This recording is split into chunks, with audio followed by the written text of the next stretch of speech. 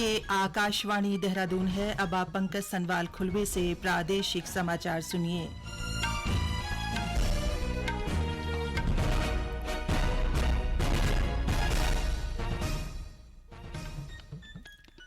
पहले मुख्य समाचार। गृहमंत्री अमित शाह ने कहा है कि अगली जनगणना 100% सटीकता के साथ पूरी तरह डिजिटल होगी। स्वास्थ्य मंत्री डॉ धन सिंह रावत ने कहा है कि चारधाम यात्रा पर आने वाले तीर्थ यात्रियों के लिए बेहतर स्वास्थ्य सुविधाएं उपलब्ध कराई गई हैं। मुख्य सचिव डॉ एस संधू ने ई श्रम पोर्टल पर श्रमिकों को निःशुल्क पंजीकरण की सुविधा उपलब्ध कराने के अधिकारियों को निर्देश दिए।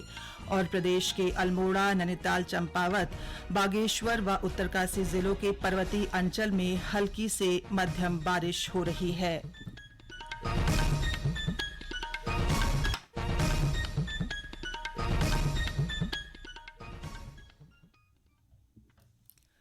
और अब समाचार विस्तार से।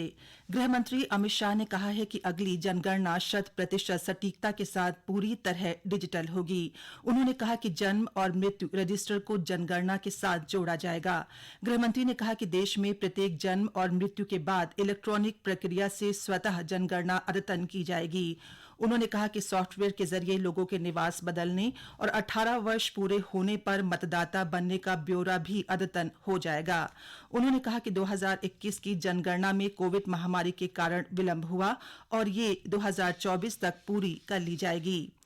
स्वास्थ्य मंत्री डॉ धन सिंह रावत ने कहा है कि चारधाम यात्रा पर आने वाले तीर्थ यात्रियों के लिए बेहतर स्वास्थ्य सुविधाएं उपलब्ध कराई गई हैं। यात्रा मार्गों पर एडवांस लाइफ सपोर्ट एम्बुलेंस, जगह जगह फर्स्ट मेडिकल रिस्पांस टीम तैनाती सहित 8 ब्लड बैंक और 4 ब्लड स्टोरेज यूनिट स्थापित किए गए हैं। प्रत्येक यूनिट में ECG machine, portable oxygen cylinder के साथ जरूरी जीवन रक्षक दवाइयां उपलब्ध कराई गई हैं। उन्होंने बताया कि चमोली में 75 डॉक्टर यात्रा रूट पर तैनात किए गए हैं, जबकि उत्तरकाशी में यमुनोत्री और गंगोत्री धाम में यात्रियों के लिए 5 एडवांस लाइफ सपोर्ट एम्बुलेंस और 14 108 आपातकालीन एम्बुलेंस तैनात की गई हैं। यात्री आ रहे हैं, हर यात्री के स्वास्थ्य की चिंता हमारी सरकार कर रही है। दवाइयों से लेके, डॉक्टर से लेके, पैरामेडिकल स्टाफ से लेके हर प्रकार की सुविधा इस बार चारधाम यात्रा में रखी गई है। और मैं ये कह सकता हूँ कि कहीं भी कोई किसी को दिक्कत आने वाली नहीं। लेकिन मैंने पहले भी कहा कि हमने जो चारों धामों में जितने वहाँ डॉक्टर अतिरिक्त लगाने वो भी लगा दिए और हमने एम्बुलेंस की सेवा भी वहाँ पे दे दी है। अगर कोई मरीज ज्यादा बीमार हो जाता है तो उसको एयर लिफ्ट कराने की व्यवस्था हमारी सरकार से की गई है। और मैं कह सकता हूँ कि किसी को घबराने की कोई जरूरत नहीं है। इस बार यात्रा बहुत अच्छी चल रही है और मैं सभी यात्रियों से निवेदन करना चाहता हूँ कि वो अपनी यात्रा जरूर करें। उधर स्वास्थ्य मंत्री ने कल देर रात हल्द्वानी में सोबन सिंह जीना बेस अस्पताल और राजकीय महिला अस्पताल का औचक निरीक्षण कर व्यवस्थाओं का जायजा लिया। उन्होंने कहा कि प्रदेश के प्रत्येक नागरिक को अच्छी स्वास्थ्य सुविधाएं देने के लिए राज्य सरकार हर संभव प्रयास कर रही है। चारधाम यात्रा में केदारनाथ, गंगोत्री और यमुनोत्री धाम में अब तक 20 तीर्थयात्रियों की मृत्यु की खबर है। स्वास्थ्य महानिदेशक डॉ शैलजा भट्ट ने बताया कि चारधाम यात्रा में अब तक कई यात्रियों की अचानक मौत हुई है, जिसमें यमुनोत्री में 8, गंगोत्री में 2 और केदारनाथ में 5 यात्रियों की मृत्यु हुई है। उन्होंने कहा कि यात्रा मार्गों पर स्वास्थ्य सेवाओं के लिए डॉक्टर, पैरामेडिकल की टीमें तैनात हैं। यात्रा मार्गों पर चिकित्सा इकाइयों में डॉक्टरों के साथ दवाइयां, एम्बुलेंस की पर्याप्त व्यवस्था की गई है। उच्च ऊंचाई वाले क्षेत्रों में ऑक्सीजन की कमी के कारण ब्लड प्रेशर बढ़ने की शिकायत आती है। यदि कोई यात्री पहले से किसी बीमारी से ग्रसित है तो उन्हें मेडिकल चेकअप कराकर डॉक्टर की सलाह लेने के बाद यात्रा करनी चाहिए। पुलिस महानिदेशक अशोक कुमार का कहना है कि चारधाम यात्रा के लिए बड़ी संख्या में लोगों ने पंजीकरण कराए हैं। धामों में बड़ी संख्या में श्रद्धालु पहुंच रहे हैं, जिसके चलते कुछ परेशानी भी हो रही है। उन्होंने कहा कि आने वाले दिनों में अगर भीड़ ज्यादा होती है तो उन यात्रियों को रोका जाएगा जिन्होंने पहले पंजीकरण नहीं कराया है। उनका कहना है कि अगर केवल पंजीकरण वाले यात्रियों को ही दर्शन के लिए जाने दिया जाएगा तो भीड़ खुद ही कम हो जाएगी। चारधाम यात्रा शुरू होते ही उत्तर रेलवे ने भी यात्रियों की सुविधा के लिए सभी ट्रेनों में अतिरिक्त डिब्बे लगा दिए हैं। देहरादून रेलवे स्टेशन अधीक्षक शशांक शर्मा ने बताया कि यात्रियों की संख्या में इजाफा हो रहा है, जिसको देखते हुए ट्रेनों की साफ सफाई के साथ ही कोरोना से एहतियात बरतना शुरू कर दिया है। सभी रूटों की ट्रेनों में अतिरिक्त डिब्बे जोड़ दिए गए हैं, जिससे लोगों को सफर में आसानी हो और किसी तरह की दिक्कत न हो। ये समाचार आप आकाशवाणी देहरादून से सुन रहे हैं। ताजा समाचार के लिए आप हमारे Twitter handle @AIR News DDN और फेसबुक पेज आकाशवाणी समाचार उत्तराखंड को फॉलो कर सकते हैं। इसके अलावा न्यूज ऑन AIR ऐप पर भी आकाशवाणी समाचार को लाइव सुन सकते हैं। मुख्य सचिव डॉ SS संधू ने ई श्रम पोर्टल पर श्रमिकों को निशुल्क पंजीकरण की सुविधा उपलब्ध कराने के निर्देश दिए हैं। मुख्य सचिव ने देहरादून में ई श्रम पोर्टल की राज्य स्तरीय अनुश्रवण समिति की बैठक में अधिकारियों को ई श्रम के अंतर्गत असंगठित कामगारों के जनपदवार पंजीकरण के कार्य में तेजी लाने और श्रम कार्ड बनाने के लिए उनके कार्यस्थल के आसपास ही पंजीकरण की सुविधा उपलब्ध कराने को कहा। डॉ संधू ने कहा कि ई श्रम पोर्टल पर अधिक से अधिक श्रमिकों का पंजीकरण करने के लिए व्यापक प्रचार किया जाए, साथ ही दुर्गम क्षेत्रों में कैंप लगाकर श्रमिकों के पंजीकरण सुविधा उपलब्ध कराई जाए। बता दें कि 16 से 59 वर्ष की आयु के श्रमिक ई श्रम की वेबसाइट www.eshram.gov.in पर पंजीकरण करवा सकते हैं। अपर मुख्य सचिव आनंद वर्धन ने देहरादून में चंपावत को छोड़कर बाकी सभी जिलों के मुख्य विकास अधिकारियों के साथ ग्राम्य विकास विभाग की समीक्षा की। उन्होंने केंद्र और राज्य पोषित योजनाओं के आउटकम का विश्लेषण किए जाने के अधिकारियों को निर्देश दिए। श्री वर्धन ने कहा कि विभाग के अधीन संचालित प्रत्येक योजना के अंतर्गत सक्सेस स्टोरी तैयार कर प्रस्तुत की जाए। उन्होंने राष्ट्रीय ग्रामीण आजीविका मिशन के तहत गठित स्वयं सहायता समूहों की ओर से तैयार किए गए उत्पादों को आउटलेट के माध्यम से विपणन व्यवस्था सुचारू करने को कहा। साथ ही प्रधानमंत्री ग्रामीण सड़क योजना के तहत सितंबर तक कार्यों को पूरा करने के निर्देश दिए।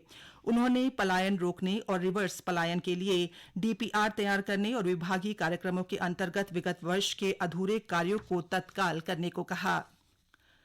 चंपावत विधानसभा उपचुनाव की तैयारियां तेज हो गई हैं। जिला निर्वाचन अधिकारी नरेंद्र सिंह भंडारी ने बताया कि 31 मई को होने वाले उपचुनाव को लेकर आज चुनाव कार्मिकों का प्रथम चरण का रेंडमाइजेशन किया गया। उधर कांग्रेस प्रत्याशी निर्मला गहतोड़ी कल चंपावत विधानसभा उपचुनाव के लिए नामांकन दाखिल करेंगी। बता दें कि नामांकन दाखिल करने की अंतिम तिथि 11 मई है। 12 मई को नामांकन पत्रों की जांच की जाएगी और प्रत्याशी 17 मई तक नामांकन पत्र वापस ले सकेंगे। मतदान 31 मई को होगा, जबकि मतगणना 3 जून को की जाएगी। अल्मोड़ा में कोरोना की चौथी लहर की आशंका को देखते हुए जिला प्रशासन ने सख्ती शुरू कर दी है। जिला चिकित्सालय की प्रमुख चिकित्सा अधीक्षक डॉ कुसुम लता ने बताया कि मास्क नहीं तो इलाज नहीं के तहत लोगों को कोरोना के प्रति जागरूक किया जा रहा है। डॉ लता का कहना है कि चिकित्सालय में सभी वार्डों और कक्षों का निरीक्षण कर स्टाफ को सफाई को लेकर जरूरी दिशा निर्देश दिए जा रहे हैं। अस्पताल में मरीजों को भर्ती करने से पहले कोविड टेस्ट को अनिवार्य किया गया है, जिसके लिए चिकित्सालय परिसर में कोविड टेस्ट काउंटर बनाया गया है। इसके अलावा लोगों से सर्दी जुकाम होने पर कोविड टेस्ट करवाने की अपील की जा रही है।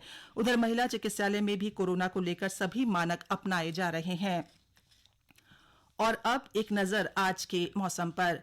प्रदेश के अल्मोड़ा, नैनीताल, चंपावत, बागेश्वर और उत्तरकाशी जिलों के पर्वतीय अंचल में हल्की से मध्यम बारिश हो रही है, जबकि मैदानी इलाकों में बादल छाए हुए हैं। इस बीच मौसम विज्ञान केंद्र के निदेशक विक्रम सिंह ने बताया कि पश्चिमी विक्षोभ की सक्रियता के कारण उत्तरकाशी, रुद्रप्रयाग, चमोली, बागेश्वर और पिथौरागढ़ में अगले 24 घंटे में तेज हवाओं के साथ बारिश की संभावना है। साथ ही 30 से 40 किलोमीटर प्रति घंटे की रफ्तार से हवाएं चलने का अनुमान है। चंपावत में नशा और साइबर क्राइम को लेकर जागरूकता कार्यक्रम का आयोजन किया गया। कुमाऊं के पुलिस उप महानिरीक्षक नीलेश आनंद भरने ने छात्र छात्राओं को ड्रग्स और साइबर क्राइम से बचाव के बारे में जानकारी दी। उन्होंने कहा कि पहाड़ी क्षेत्रों में साइबर क्राइम के मामले बढ़ रहे हैं। साइबर क्राइम से बचने का सबसे आसान तरीका जागरूकता है। श्री भरने ने कहा कि पुलिस लगातार नशाखोरी को रोकने के लिए काम कर रही है। शिक्षा और उच्च शिक्षा मंत्री डॉक्टर धन सिंह रावत ने आज नैनीताल में निजी स्कूल के प्रबंधकों और प्रधानाचार्यों के साथ शिक्षा को लेकर समीक्षा बैठक की।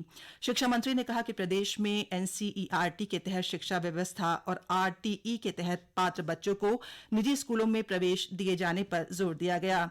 उन्होंने कहा कि बेसिक शिक्षा में एक अध्यापक पर 15 बच्चे, माध्यमिक शिक्षा में 20 विद्यार्थी और उच्च शिक्षा में एक प्रवक्ता पर 35 छात्रों को अध्ययन की सुविधा उपलब्ध कराने को सरकार कृत संकल्प है।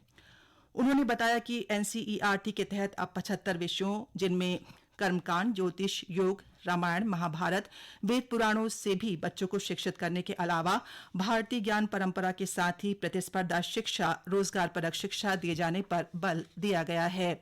अंत में मुख्य समाचार एक बार फिर।